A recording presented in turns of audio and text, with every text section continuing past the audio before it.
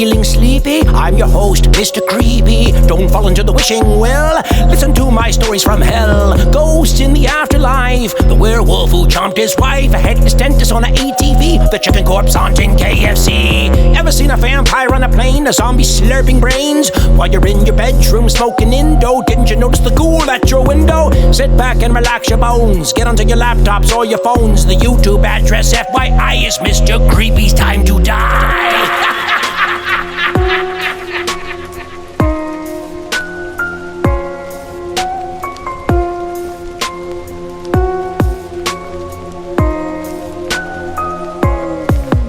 Bad evening.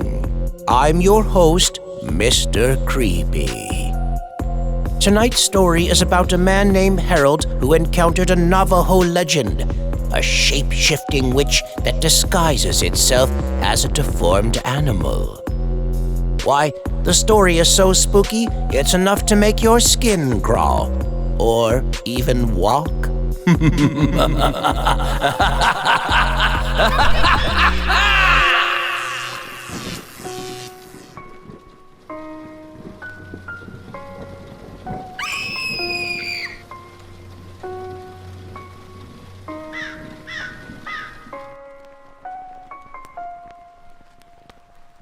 On a cold and dark night, Harold sat in front of his run-down trailer.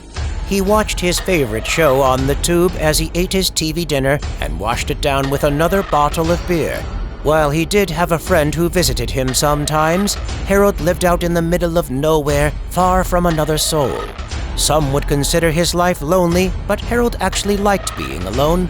Unfortunately for him, he would soon find out that on this night, that would not be the case.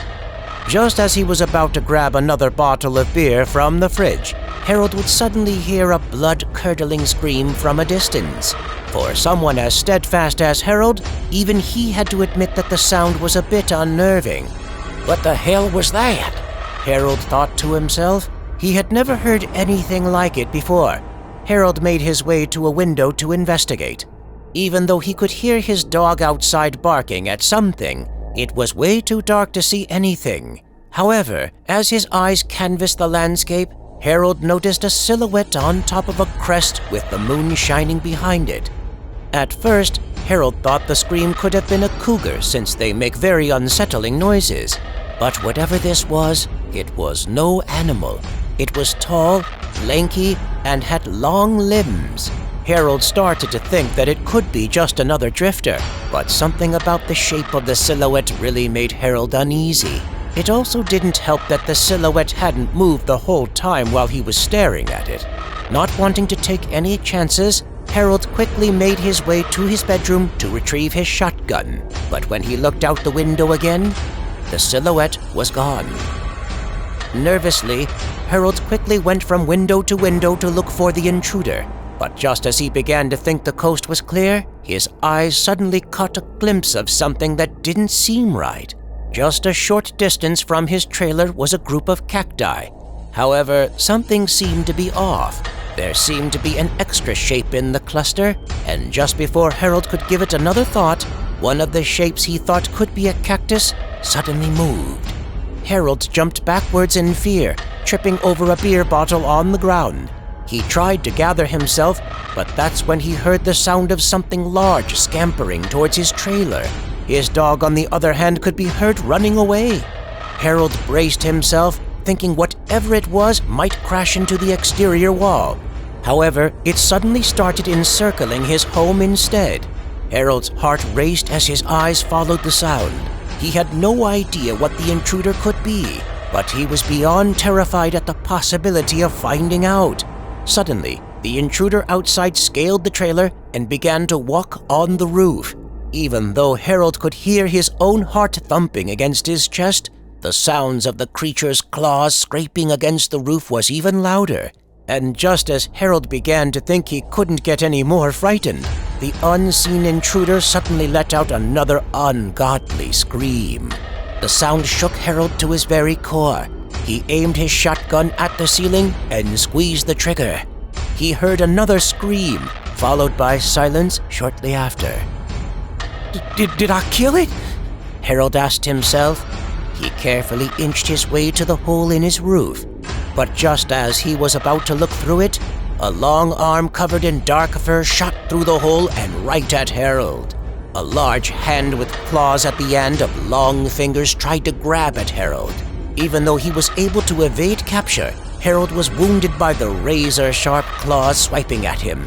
Harold chambered another round and shot at the ceiling again, hoping his attempt would be a lot more successful. The creature screamed. Its arm retreated back into the hole, followed by the sound of steps jumping off the roof and running away. Harold was in so much shock that he hardly noticed the deep claw marks on his chest and shoulder. His mind was racing, thinking about what the creature could be. It was at that moment he started to ponder if the thing could possibly be a Skinwalker, a creature that is able to shapeshift and do other things using black magic. He'd heard about them before from his native friends. He just never thought in his wildest dreams that the legends were real. But regardless, Harold realized that the most important thing at the moment was to figure out how to survive. After a few moments passed by without incident, Harold began to think that it was over. But it was right then and there that something large rushed against one of his windows, breaking the glass. Oh God! It's gonna get in! Harold thought to himself in despair. Harold grabbed the keys to his truck and ran to the bathroom. He knew his only chance of surviving was to get to his truck and drive away. He figured once the creature broke inside the trailer, he could jump out of the bathroom window and make his way to his vehicle. With his adrenaline pumping, Harold carefully listened to what was happening. He heard something finally break into the trailer. Harold tried to muffle his heavy breathing as the large footsteps eventually made their way outside his bathroom door.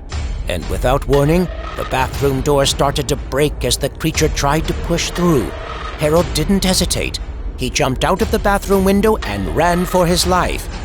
When he eventually got to his truck, he hopped inside and quickly started the engine.